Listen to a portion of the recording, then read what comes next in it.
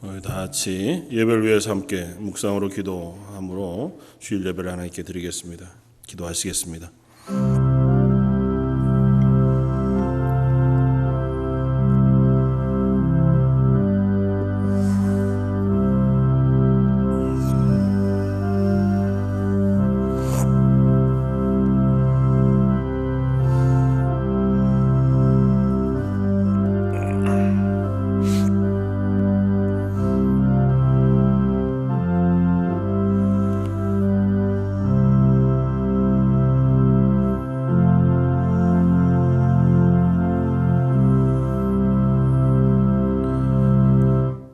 하나님은 우리의 피난처시여 힘이시니 환난 중에 만날 큰 도움이시라.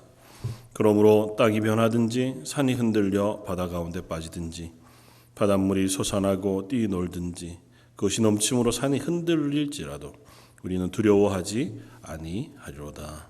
만군의 여호와여, 주께서 우리와 함께 하시니 야곱의 하나님은 우리의 피난처이시로다.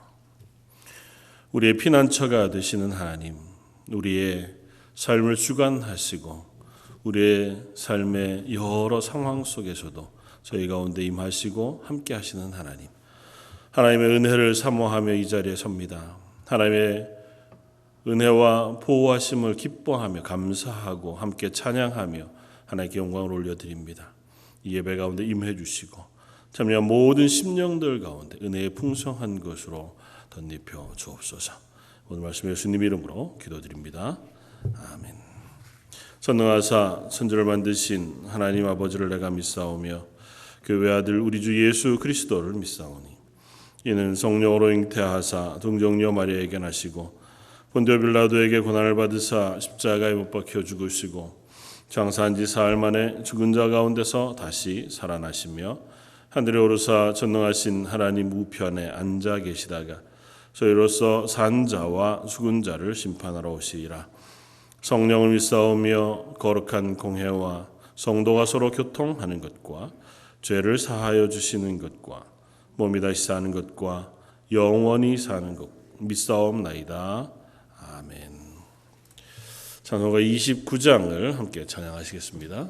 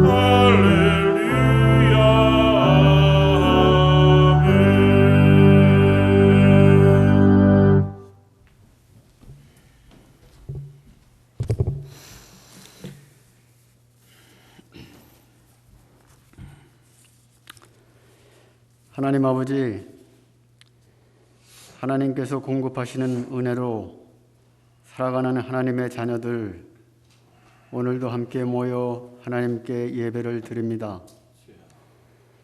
공기가 없으면 우리는 죽은 몸이요, 공기가 희박하면 사는 것이 힘드는 것 같이 하나님의 은혜가 없으면 우리는 죽은 삶이요, 은혜가 부족하면 그만큼 살아가는 것이 힘이 들고 어려운 것을 알기에 예배와 찬양 받으시기에 합당하신 하나님께 마음을 다하여 힘을 다하여 이 시간 예배를 드립니다. 하나님께는 이 시간 영광이 되는 시간이요, 저희들에게는 은혜를 받는 시간이 되기를 원합니다. 예배 드리면서 허락하시는 은혜를 받기 원합니다. 매일매일의 삶 속에서 하나님의 자녀로서 온전히 살아가라고 베풀어 주신 은혜로 살아가는 순간순간들이 감사하여 하나님을 찬양하며 경배를 드립니다. 창조주 하나님, 사랑의 하나님을 찬양합니다. 소망의 하나님, 구원의 하나님을 경배 드립니다. 우리의 신음소리를 들으시며 어디에 있든지 눈동자같이 지키시며 보호하시는 하나님을 바라보며 찬양을 드립니다. 우리의 처해진 모든 상황과 형편을 아시고 이른 비와 늦은 비를 가장 알맞는 시간에 내려주시는 그 하나님께 감사를 드리며 찬양을 드립니다.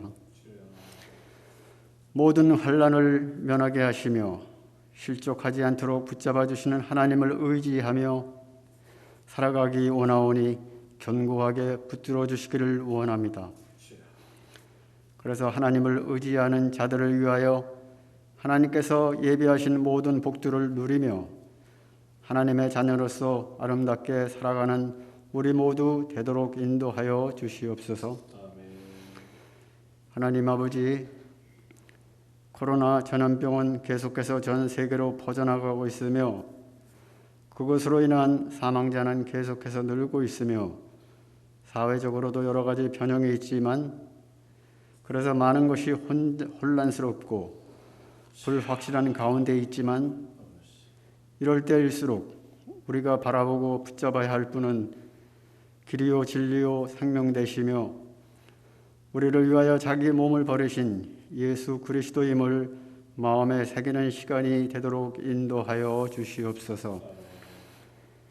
하나님 아버지, 코로나 전염병이 계속해서 퍼지고 있는 이 어려운 시기를 지나는 동안에 어르신들과 어린아이들 또한 연약한 하나님의 자녀들과 오지에서 복음을 위하여 수고하시는 모든 선교사님들과 그들의 가족들 또 그들이 섬기는 지역 사람들에게 함께하여 주셔서 그들을 전염병으로부터 지켜 인도하여 주시기를 기도드립니다. 하나님 아버지, 계속해서 온라인 예배를 드리고 있는 주일학교 학생들과 EM 서비스 청년들에게 함께하여 주시옵소서. 감수성이 예민한 아이들입니다. 이 세상 문화가 빠르게 변화되는데 그 하나님과 적대되는 그 문화에 동화되지 않도록 젖어들지 않도록 성령 하나님께서 저들과 함께하여 주시옵소서. 원하옵고 기도하옵고는 그들의 생각 속에 마음 속에 하나님의 말씀으로 가득 채워지게 하시며 그래서 하나님 나라를 세워 나가는데 이곳저곳에 적소적소하게 쓰여짐을 받을 수 있는 저들이 되어지도록 인도하여 주시옵소서. 하나님 아버지, 하나님은 무한의 능력을 가지고 계시고 또 그래서 원하시면 모든 것을 이루시며 고치시고 행하시는 하나님이시오.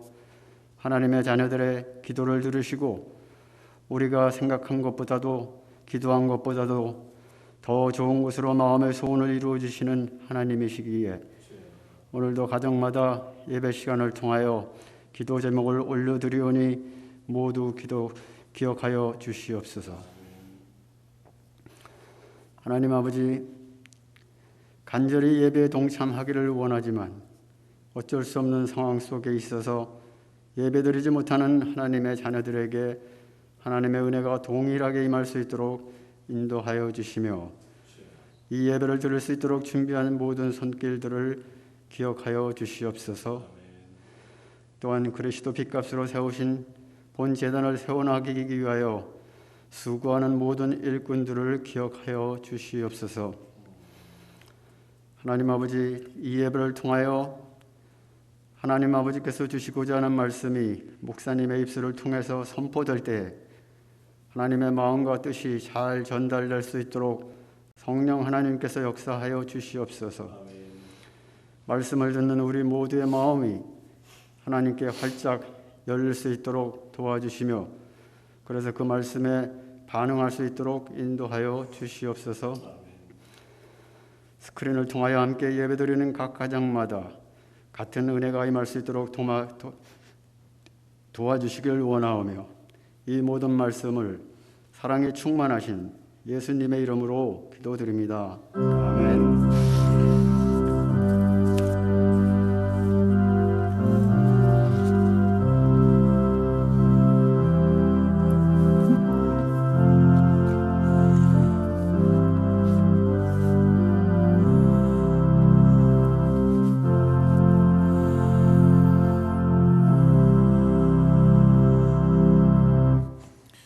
찬송가 382장을 함께 찬양하시겠습니다.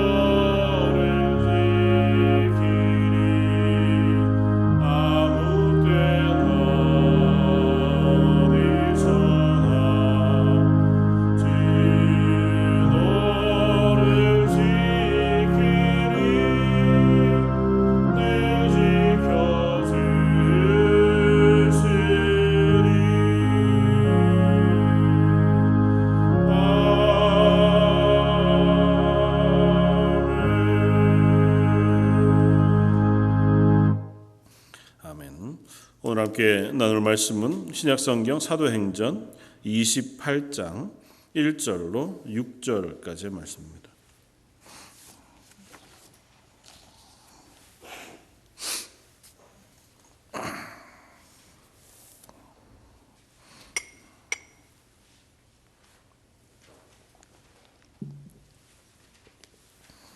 신약성경 사도행전 28장 1절로 6절까지 말씀입니다. 다 차였으면 우리 한 목소리 같이 한번 봉독하겠습니다. 우리가 구조된 후에 안즉 그 섬은 멜리데라 하더라. 비가 오고 날이 참에 원주민들이 우리에게 특별한 동정을 하여 불을 피워 우리를 다 영접하였더라. 바울이 나무 한 묶음을 거두어 불에 넣으니 뜨거움으로 말미암아 독사가 나와 그 손을 물고 있는지라. 원주민들이 그 짐승이 그 손에 매달려 있음을 보고 서로 말하되 진실로 이 사람은 살인한 자로다. 바다에서는 구조를 받았으나 공의가 그를 살지 못하게 함이로다 하더니 바울이 그 짐승을 불에 떨어 버리매 조금도 상함이 없더라. 그들이 그가 붙든지 혹은 갑자기 쓰러져 죽을 줄을 기다렸다가 오래 기다려도 그에게 아무 이상이 없음을 보고 돌이켜 생각하여 말하되 그를 신이라 하더라. 아멘. 오늘은 사도행전 28장 오늘 6절까지는 읽었지만요. 한 10절까지에 나오는 사도 바울의 이야기를 통해서 멈추어서 묵상하는 은혜라고 하는 제목을 함께 말씀을 나누고자 합니다. 요즘 계속해서 저희들의 삶의 모습들이 조금씩 회복되어져 가고 이제 원 상태로 돌아가고는 있지만 그래도 익숙하지 않은 상황 속에 또 이전과 다른 시간들 속에 삶을 살아갑니다. 그러면서 문득 그런 묵상을 해보았습니다. 멈추어 서야 비로소 보이는 것들이라고 하는 제목의 시도 있고 또 글도 있습니다만은 우리가 현대를 살아가면서 분주하게 살아가다가 혹 놓치고 있는 것들도 참 많이 있겠다. 우리가 원한 것도 아니고 또 이것이 우리에게 더 좋은 것도 아닐 수는 있겠지만 때로는 멈추어 서서 설 수밖에 없게 된 그 자리에서 우리가 좀 묵상을 나누고 함께 그 묵상 속에서 우리의 놓쳤던 것들 혹은 잃었던 것들을 한번 점검해보고 확인하는 것도 의미 있고 또 우리의 삶을 조금 풍성하게 살아가고 넉넉하게 살아갈 수 있는 기회도 되겠다 하는 생각이 듭니다. 다들 그러시지는 않겠지만 이 긴 한 6개월여간의 이 시간들을 지나면서 많은 불편함이 있지만 그래도 하나 좋은 것은 가족들이 함께 할 수 있는 시간이 늘었다고 하는 고백들을 하시는 분들도 없지는 않더라고요. 그러니까 아버지들도 좀 일찍 집에 들어오거나 혹은 집에 있어야 하고 또 어쩔 수 없이 온 자녀들하고 부모님들이 함께 식사할 수밖에 없는 상황에 놓여지기도 하게 되어서 이럴 기회가 이제 앞으로에 또 있겠나. 그나마 이번 기회에 그런 시간들을 가질 수 있어서 한편으로는 참 감사하다고 고백하는 분들도 없지는 않아 보입니다. 그러니까 여러 양면들이 늘 우리들에게 있는 것 같아 보입니다. 그 가운데에서 우리가 좋은 것, 지혜로운 것들을 한번 살펴보고 찾아내는 것도 필요하겠다. 한국에서 나온 책 중에서 지학이라고 하는 책이 있는데요. 멈춤의 지혜라는 멈출 지 배우락 그래서 아마 중국 고전 가운데에서 여러 에피소드들을 가지고 와서 써놓은 책인 것 같습니다. 그 안에 그렇게 써놓은 글을 읽었습니다. 큰 지혜는 멈춤을 알고 작은 지혜는 계량만 꾸민다. 그러니까 지혜로운 삶을 살아가는 속에서도 순간순간마다 자기의 지혜를 가지고 방법을 찾고 상황에 맞춘 어떤 계획을 짜고 그것들을 추진해 가는 것, 그것이 어떤 의미에서는 지혜로움이라고 표현되어지지만 큰 지혜는 사실은 멈출 줄 아는 것이다 하는 이야기를 합니다. 그러니까 항상 그렇죠. 우리가 무엇인가를 막 추진해 가다가 보면 그 전체를 바라보는 거시적인 시각을 놓칠 때가 참 많이 있습니다. 특별히 리더들에게 요구되어지는 것이 멈출 줄 아는 지혜, 또 한 발 물러서서 객관적으로 바라볼 수 있는 지혜라고 이야기하는데요. 이게 대통령들을 보아도 정치 지도자들을 보아도 그런 얘기들을 하더라고요. 무엇인가를 막 이렇게 추진해 나아갈 때는 주변에 있는 참모들이나 혹은 자기를 지지하는 사람들의 이야기만 거의 들리기 때문에 내가 너무 잘하고 있는 것 같이 생각이 된다는 거예요. 그리고 이것 아니면 안 될 것 같고, 그래서 그 길을 계속해서 추진해 나가다 보면 반대편의 목소리도 들리지 않고 또 놓치고 있는 부분들을 살펴볼 기회도 잃게 되어서 항상 가다가 어느 쯤 멈추어 서서 정말 이게 잘 가고 있는 것인가, 내가 바로 판단하고 있는 것인가를 살펴볼 수 있어야, 그래야 조금 더 지혜롭게 한쪽의 소리에 매몰되지 않고 흔히 얘기하는 아첨하고 내 마음에 맞는 이야기들만 하는 그 사람들의 소리에만 귀 기울이지 않고 무엇인가 결정하고 갈 수 있겠다고 하는 이야기들을 합니다. 이 고전 가운데에도 그런 이야기들을 하거든요. 너무 아첨하는 사람들 속에 쌓여져 있는 임금이 자기가 무슨 얘기를 해도 이게 다 너무 좋다고 얘기하니까 한번 점검을 해봤다는 거죠. 말도 안 되는 거짓말 같은 것들을 신하들한테 이렇게 얘기를 했는데 신하들이 맞습니다. 왕의 말씀이 참으로 지당합니다. 그러더라는 거예요. 내가 지금 바로 가고 있지 않구나. 내가 좋은 신하들 사이에서 무엇인가를 결정하고 있는 것이 아니구나라고 하는 걸 깨닫게 된 기회가 됐다 이야기하는데요. 우리가 삶을 살아가면서도 아마 그런 상황들이 없지는 않을 거라 생각합니다. 분주하게 살아가다가 보면 또 그게 꼭 삶이라고 하는 부분에만 국한된 것이 아니라 믿음으로 살아가는 신앙의 모습 속에서도 우리가 얼마든지 좀 멈추어서서 내 신앙이 바른가, 그리고 내가 결정하고 판단하고 믿고 있는 그 부분들을 잘 지키고 가고 있는가를 점검하지 않으면 차칫 그냥 한쪽으로만 걸어가고 있는 내 걸음이 쏠려 매몰되어질 수도 있겠다 생각이 되었습니다. 최근에 한국 교회에서 일어나고 있는 숱한 교회를 향한 반성, 혹은 또 교회를 향한 숱한 이야기들에 대한 것들도 어떻게 보면 모두가 처음부터 잘못된 믿음을 가지고 잘못된 길을 걸어가기 때문이라기보다, 또 어떤 이는 이쪽 방향에서 어떤 이는 이쪽 방향에서 자기 믿음의 길을 걸어가다가 혹 그것이 지나치게 되거나 한쪽 방향으로 쏠리게 되면 차칫 그것이 믿음을 해치는 일도 되거니와 좀 더 심하게 나가면 이단으로도 빠지게 될 수 있는 위험이 있는 것 같아 보입니다. 그러니까 그리스도인으로 우리가 걸음을 걸을 때에 내가 원치 않아도 혹 잠깐 설 수밖에 없는 멈춤의 기회를 얻게 되었을 때, 그때에 하나님이 주신 이 기회를 통해서 혹은 내가 어쩔 수 없이 당하게 되어지는 멈춤의 시간들을 통해서 나를 돌아보고 또 그 자리에서 하나님의 말씀을 묵상해보고 하나님이 우리에게 인도하시는 그 인도하시는 말씀들을 들어보면 참으로 좋겠다. 친구 목사님, 어떤 목사님이 그런 고백을 하더라고요. 내가 자기가 이제 병원에 입원해서 한동안 입원해 있다가 퇴원했는데 입원해 있어 보니까 하나님의 음성이 너무 잘 들리더라는 거예요. 이게 하나님이 말씀하셨다는 게 아니고 묵상하고 기도하는데 하나님의 그 뜻을 이렇게 묵상하는 것이 더 선명하더라는 거예요. 너무 간절하니까 또 다른 것에 집중할 것이 없으니까 그렇더라는 거예요. 그러면서 교인들한테 그런 얘기를 했다는 거예요. 제가 병원에 계신 분들 신방 가면 제가 기도들을 이렇게 함께 하고 올 것이 아니고 병원에 계신 분들한테 좀 중보 기도를 받고 와야 될 것 같더라. 그만큼 하나님을 바라보는 데 집중하기가 참 좋다라는 고백을 하더라고요. 그러니까 꼭 그렇지는 않겠지만 우리가 우리의 신앙생활을 걸어가면서 가끔은 멈추어서는, 그것이 어쩌면 주일 예배일 수도 있고 또 내 삶의 어떤 한 시간일 수도 있고, 멈추어 서서 내가 잘 걷고 있나, 잘 가고 있나 점검해보고, 하나님 이 자리에서는 하나님 어떤 은혜를 우리들에게, 하나님 어떤 말씀을 제게 허락하실 겁니까? 이렇게 질문하면서 걸어갈 수 있는 저 여러분들이었으면 좋겠습니다.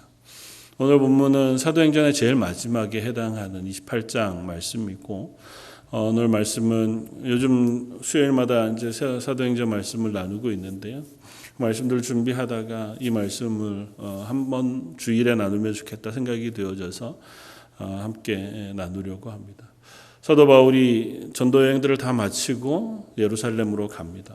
그곳에서 하나님께서 그가 고난을 당할 것을 미리 알게 하셨음에도 불구하고 나는 가야겠다. 하나님 복음을 위하여 가게 되고 그곳에서 아니나 다를까 붙잡히게 되어 재판을 당하게 되고 이가 로마 시민권자였기 때문에 로마로 압송되어지는 배를 타게 되어집니다. 그래서 로마로 압송되어져 가는 그 로마 군대 군인들과 함께 사도 바울이 배에 올라서 로마로 가던 와중에 그가 큰 풍랑을 만나게 되었습니다.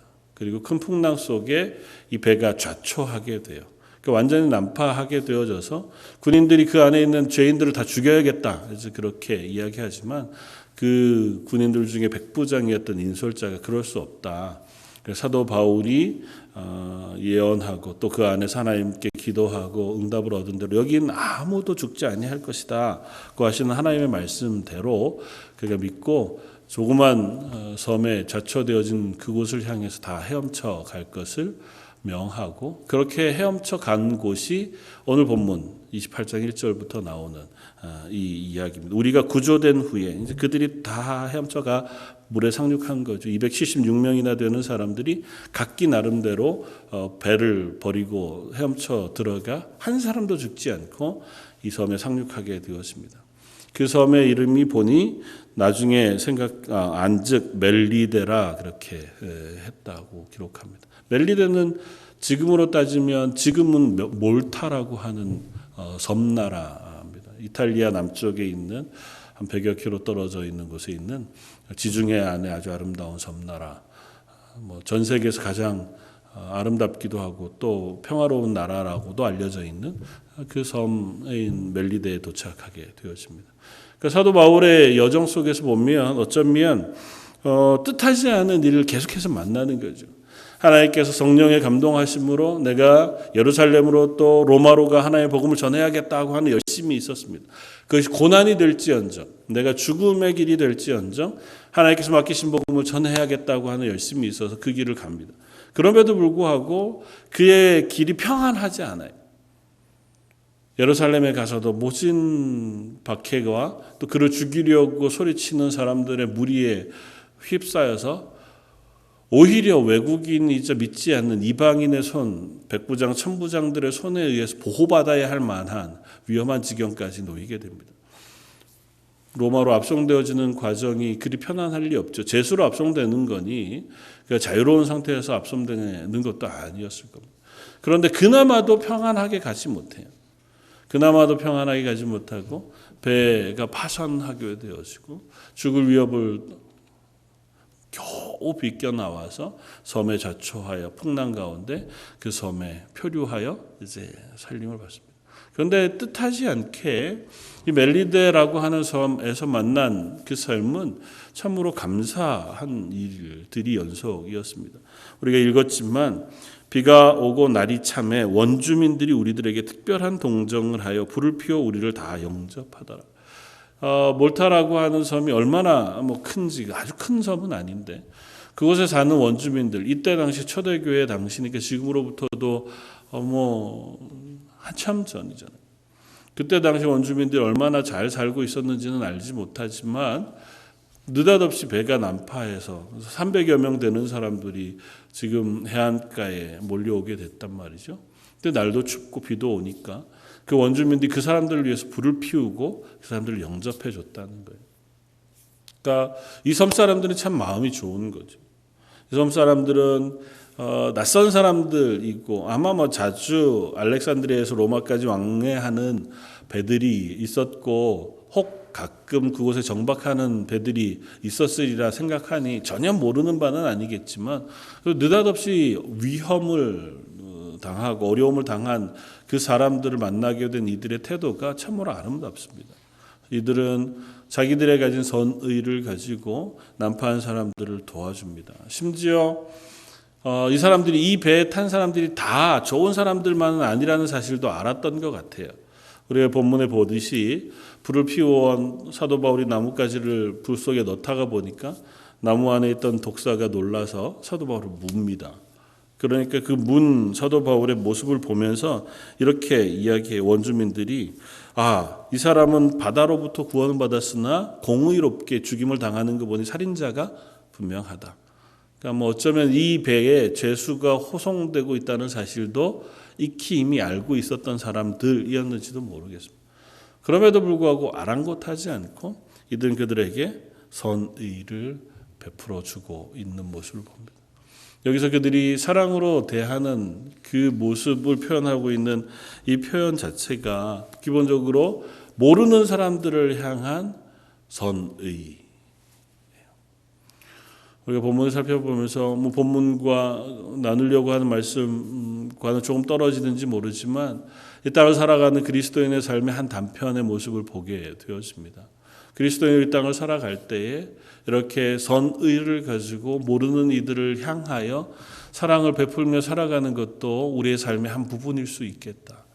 그러니까 우리가 어떤 삶을 살아가다가 보면 나만이 아니라 누군가가 뜻하지 않은 일로 그의 삶을 멈추게 되어지는 때가 있잖아요. 잠시 그 길을 가지 못하고 어려움을 당하거나 건강의 문제로나 혹은 가정의 어떤 일들 때문에 주저앉아 버릴 수밖에 없는 이들을 만나게 되면 그들을 향하여 아무 대가 없이 혹은 아무 조건 없이 그들을 향하여 선을 베푸는 것, 그것이 그리스도인의 모습이어야 하겠다고 하는 사실들을 배웁니다. 물론 그리스도인이 도덕적으로 남들보다 더 뛰어나서 아니면 더 많이 사랑해서 하나님의 구원을 얻는 건 아니죠. 하나님의 구원이야 우리의 죄인됨에도 불구하고 하나님 허락하신 은혜로 얻지만, 그러나 구원받은 그리스도인이라면 이 세상을 살아가고 있는 하나님 모르는 이들도 그러한 것처럼 우리는 더 남들을 향하여 선을 베풀고 또 사랑을 나눌 수 있는 그런 자리에 설 수 있어야 하겠다. 굳이 우리가 막 살펴가면서 어딘가를 향해 그곳에서 도움을 주고 나누는 것, 선교가 주로 그렇고 구제가 그렇죠. 꼭 그런 것이 아니라 하더라도 내 삶에서 만나게 되어진 누군가의 어려움을 외면치 않고 그들을 향하여 선을 행하고 베푸는 것, 그것이 참으로 중요하겠다. 그것이 우리의 그리스도인들에게 하나님께서 요구하시는 한 모습일 수도 있겠다고 하는 생각을 하게 되었습니다. 이 일을 통해서 사도 바울은 그리고 이 일행들은 멜리데 섬에서 한 3개월간의 시간들을 보내게 됩니다.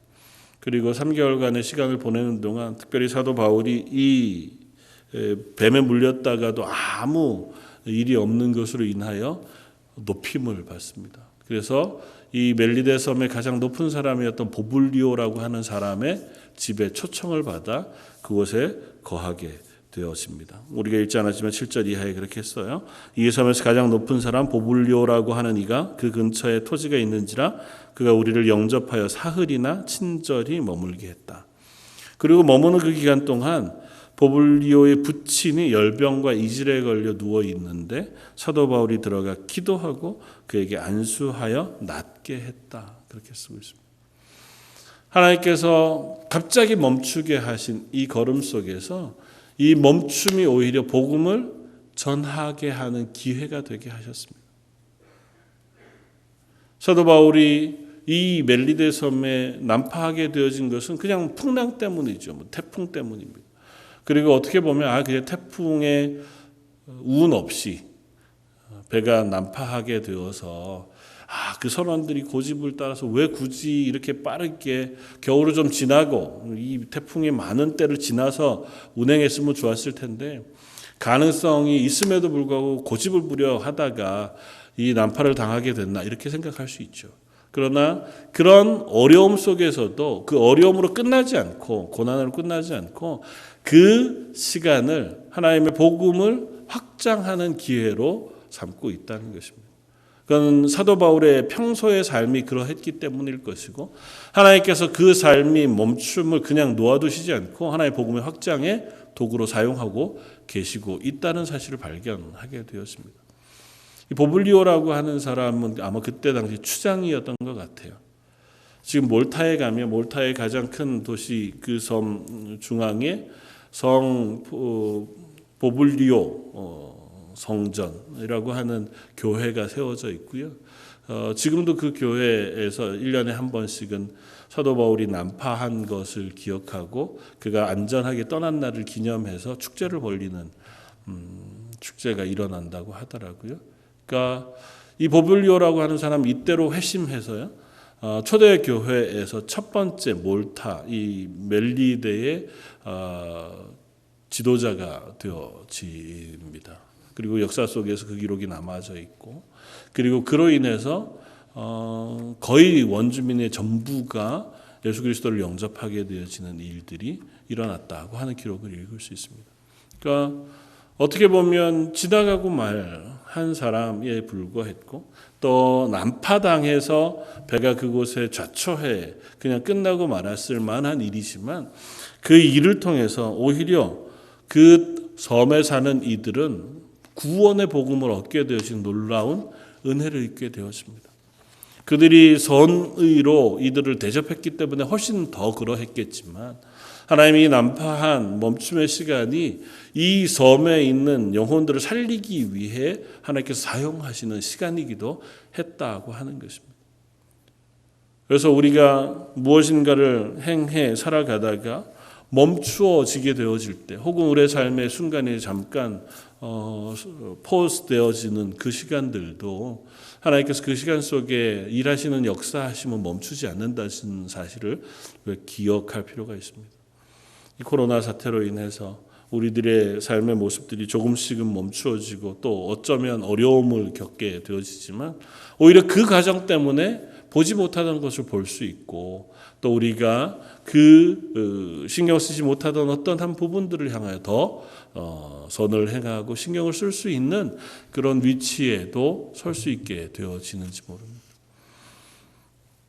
세 번째는 이 멈춤 가운데서도 하나님의 역사가 계속되어진다는 것입니다. 앞서 말씀드린 것처럼 이 멜리데 섬을 향하신 하나님의 구원의 역사가 일어남과 아울러서 이 사도 바울을 향해서도 하나님이 이 멈춤의 시간들을 선하게 사용해 주십니다. 오늘 본문을 읽지 않았지만 뒤에 이렇게 쓰고 있습니다.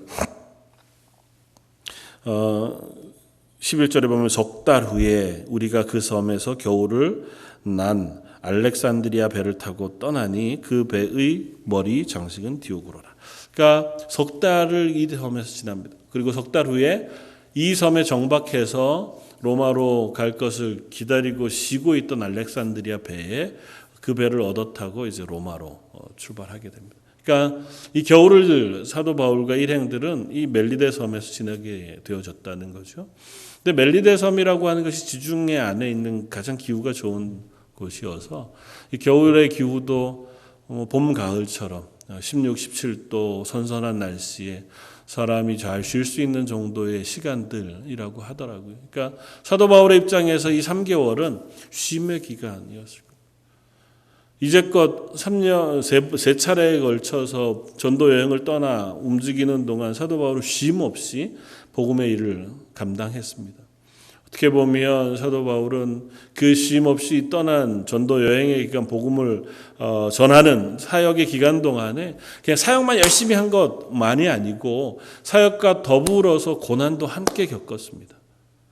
몸도 지칠 대로 지치고 상할 대로 상했습니다. 수없이 맞았고 긴 거리들을 걸어 다녔고 또 박한 음식들을 먹고 또 어려움을 당하는 속에서의 그 시간들을 다 보내었습니다.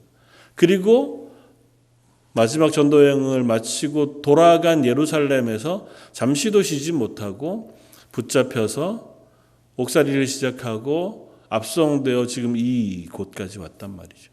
그래서 사도 바울이 그의 사역을 시작한 때로부터 지금까지 어쩌면 쉬지 못하고 어쩌게 수고한 시간들을 보내었을 겁니다. 로마에 가면 또 재판을 받고 또 그곳에서 순교하기까지의 시간을 보내게 되어질지 모릅니다. 그러나 하나님은 그를 위로해 주시는 시간들을 허락해 주십니다.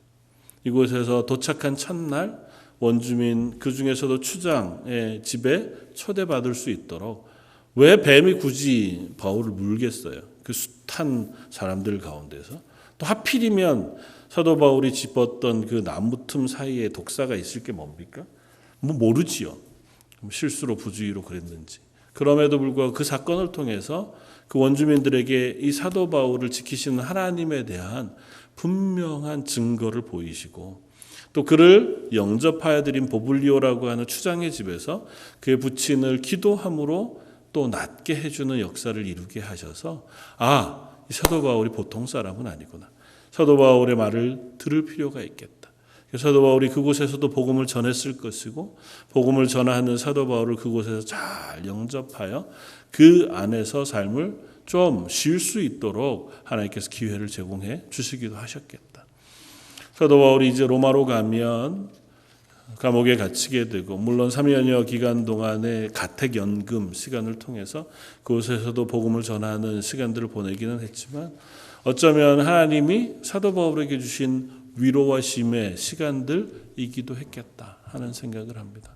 날씨 좋은 곳에서 그곳에서 복음을 전하면서 또 그 상황 속에 그 몸과 마음을 쉴 수 있도록 그렇게 해주신 은혜가 이 멈춤의 시간 속에 있었겠다. 말씀을 준비하면서 오늘 처음 예배를 시작하면서 읽었던 시편 46편 말씀을 묵상해 봅니다. 시편 46편의 말씀 가운데에 묵상을 하다가 보면 가끔 우리가 시편에서 만나게 되어지는 독특한 단어를 하나 만나게 돼요. 셀라라고 하는 단어인데 셀라라고 하는 단어는 사실 저희가 봉독할 때는 읽지 않습니다. 왜냐하면 그것 자체가 특별한 뜻을 가지지 않은 단어예요. 명확하게 무엇이다라고 설명하기는 어렵지만 보통 시편에서만 발견이 되고 성경 전체에서는 하박국에 몇 번 발견되는 것 외에는 시편에만 발견이 되는데요.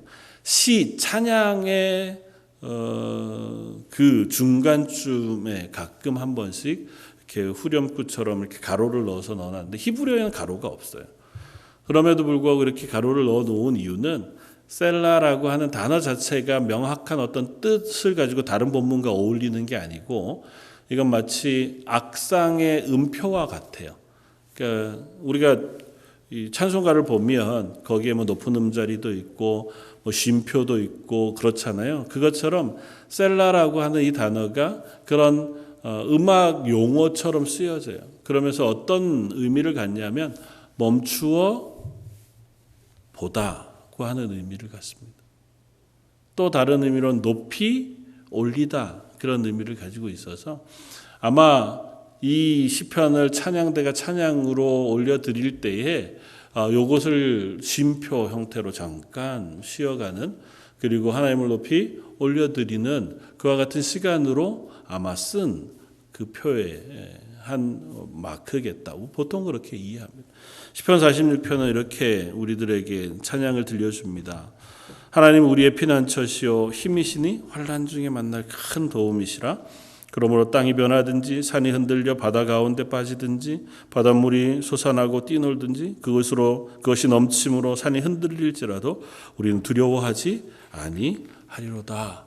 그리고 셀라. 그리고 잠깐 멈추어서 하나님을 바라보도록 쓰고 있습니다.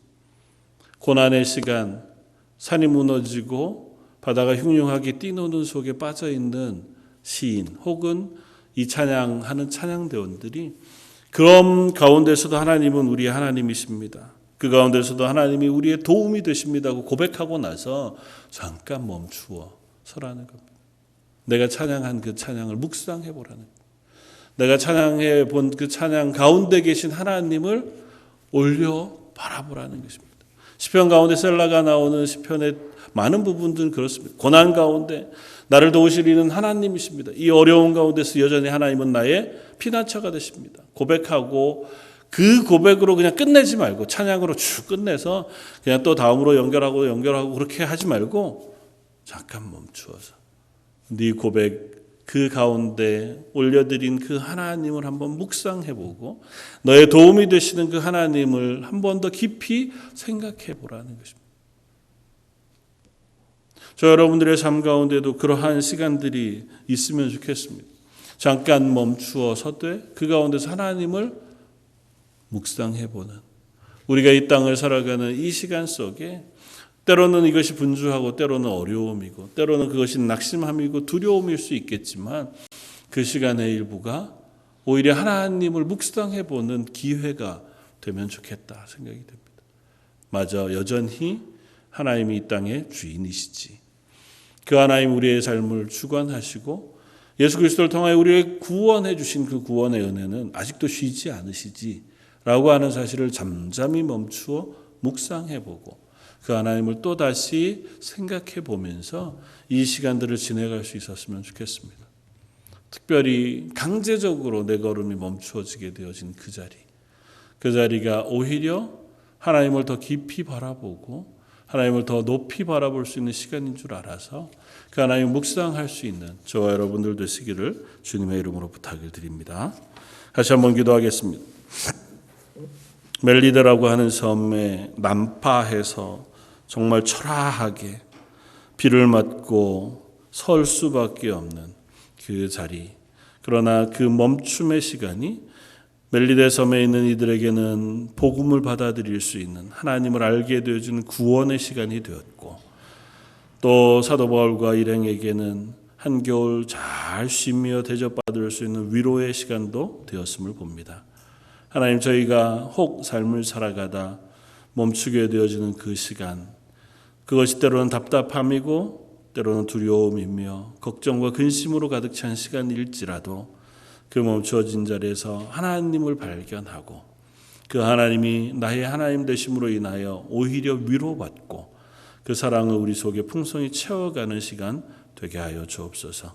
이 코로나로 인하여 저희들의 삶이 여러 가지 멈추어 설 수밖에 없는 자리에 서게 되지만 그 자리 가운데도 은혜 베푸실 하나님을 사모하오며 오늘 말씀 예수님 이름으로 기도드립니다. 아멘. 찬송가 401장을 함께 찬양하시겠습니다.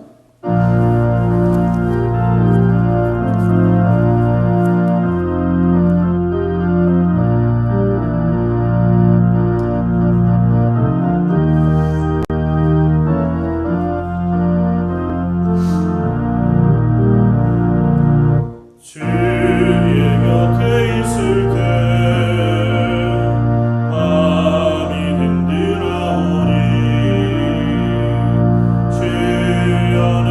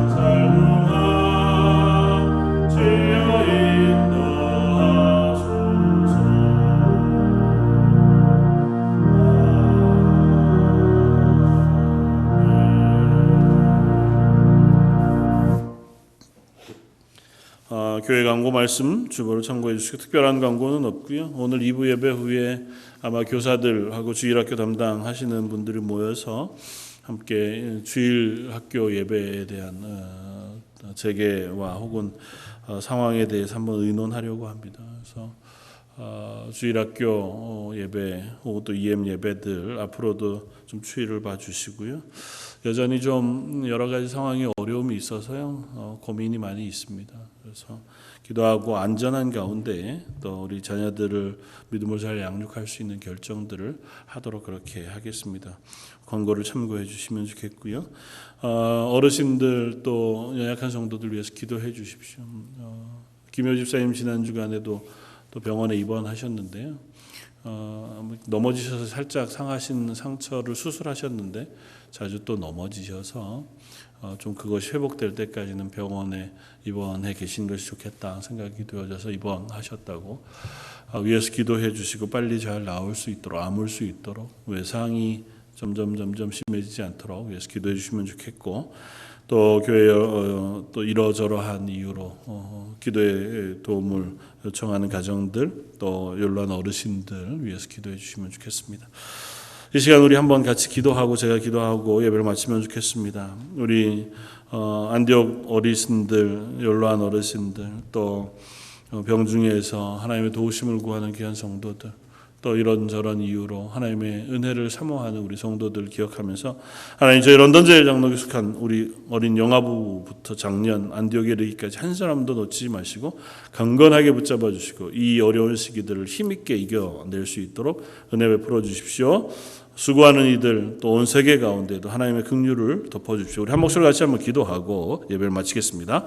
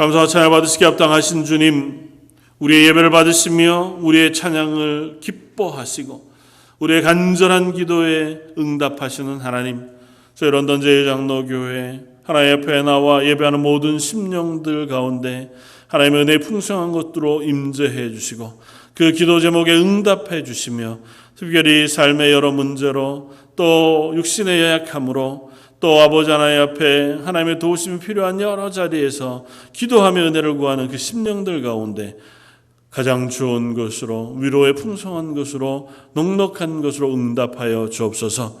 이번 일주일도 하나님의 은혜 가운데 살기를 원하오니 하나님을 온전히 바라보고 하나님 주신 은혜들을 누리는 경험하는 귀한 한 주간 되게 하여 주옵소서.